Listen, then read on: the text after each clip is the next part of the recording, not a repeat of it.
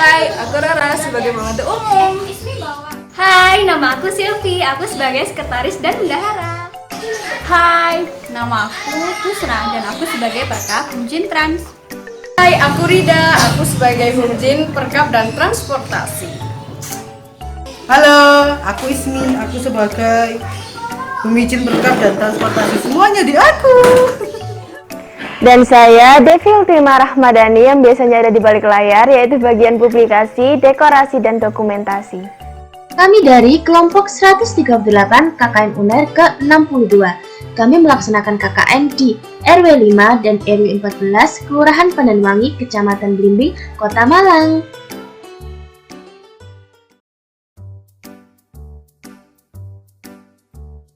Oke, di video yang pertama ini kami dari kelompok 138 akan menceritakan bagaimana kami melaksanakan program pertama kita. Program pertama kita terdiri dari beberapa kegiatan, yaitu Edukasi mengenai new normal oleh kelompok kami, yaitu kelompok 138, lalu dilanjutkan dengan edukasi oleh tenaga kesehatan dari Puskesmas Pandanwangi mengenai isolasi mandiri, disinfeksi di rumah, dan protokol new normal di tempat umum, khususnya di warung. Baik untuk mempersiapkan segala kebutuhan guna memenuhi protokol kesehatan, mulai dari menyediakan hand sanitizer, kami juga memastikan semua warga mengenakan masker, dan juga kita melaksanakan yang namanya physical distancing atau jarak fisik. Dan tidak lupa kita juga menyediakan konsumsi untuk para tamu undangan yang hadir. seperti acara pada umumnya, jadi acara kami dibuka oleh sambutan dari ketua kelompok, lalu ada Pak RW dan juga ada Pak Lurah. Nah, di kegiatan pertama ini juga merupakan kegiatan pembuka atau peresmian dari Pak Lurah bahwa kelompok kami, kelompok 138, telah resmi akan melaksanakan kegiatan KKN selama sebulan di Kelurahan Pandanwangi, tepatnya di RW 14 dan RW 5. Nah, selama kami melaksanakan segala kegiatan di RW 14 dan RW 5 ini, kami selalu memberikan surat pemberitahuan atau undangan kepada kelurahan dan Puskesmas Pandanwangi agar supaya mereka juga bisa memantau kami.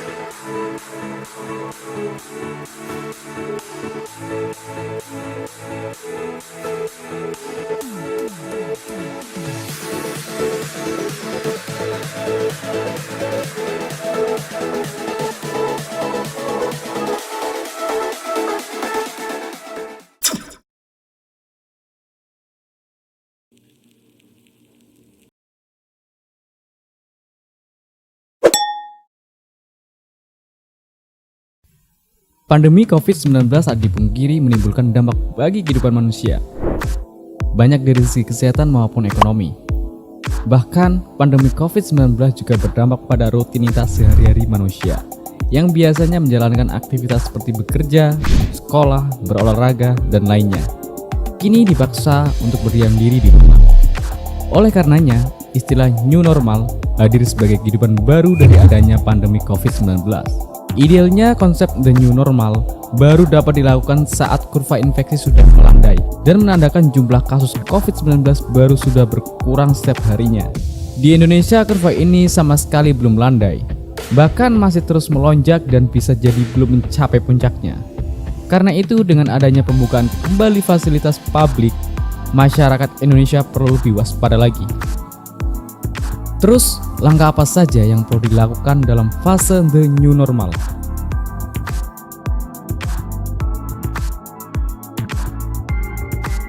Berdamai dengan keadaan. Menurut psikolog klinis Adam Borlan, salah satu bagian terpenting agar sukses beradaptasi dengan the new normal adalah menerima kenyataan bahwa hal ini juga baru bagi semua orang. Meski ada rasa kecewa atau frustasi yang kita rasakan, Borlan menyarankan agar kita tetap berusaha untuk melewati proses adaptasi ini dengan mempertahankan rutinitas seharian.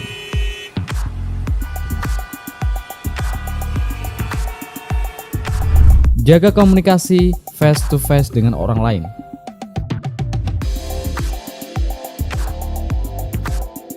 Rasa kecewa dan frustasi adalah hal yang tidak bisa kita hindari di tengah situasi saat ini.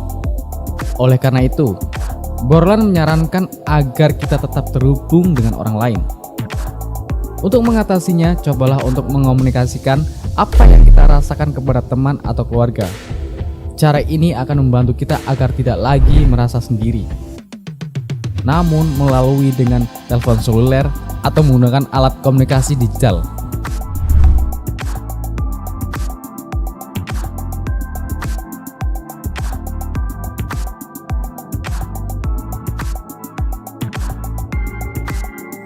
Atur dan jaga keseimbangan emosi. Memang sulit menyeimbangkan emosi ketika kita baru beradaptasi dengan situasi baru. Namun, keseimbangan emosi sangat diperlukan agar kita tetap tenang di tengah situasi yang penuh dengan ketidakpastian. Selain itu, keseimbangan emosi juga turut menentukan kesehatan fisik kita. Untuk mencapai keseimbangan emosi, yang perlu kita lakukan adalah mengidentifikasi perasaan kita tanpa melakukan penghakiman.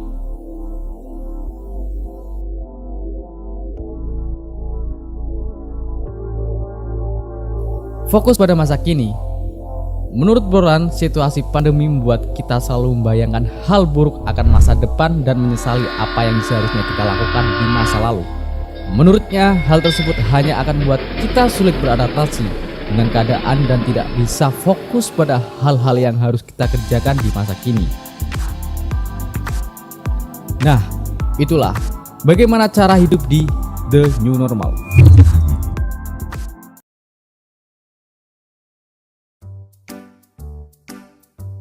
Pensil ini fungsinya kayak helm kita loh Bu ya, melindungi kita, melindungi mata. Jadi kalau pakai pensil ya tetap pakai masker, karena maskernya itu menahan, yang benar-benar menahan dari saluran pernafasan. Nah, pensil ini menahan percikan dahak itu ke mata kita. Kalau kita pakai kacamata sama.